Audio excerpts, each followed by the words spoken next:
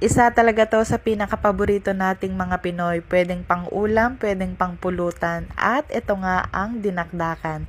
Grabe, napakasarap talaga nito. Kaya naman, samahan nyo ako ulit at ituturo ko sa inyo kung paano magluto nito. So kapag sinabi nating dinakdakan mga mare, kailangan maskara po ng baboy ang ating gamitin. At nilinis ko na nga yan. After ko malinis, ay nilagay ko ito sa pressure cooker para palambutin. At bago ko nga ito palambutin, ay tinimplahan ko nga muna ito. Naglagay lang ako dyan ng maraming asin. At syempre, maglalagay din tayo dyan ng aromatics tulad ng bawang, sibuyas, pamintang buo, at isang dahon ng laurel.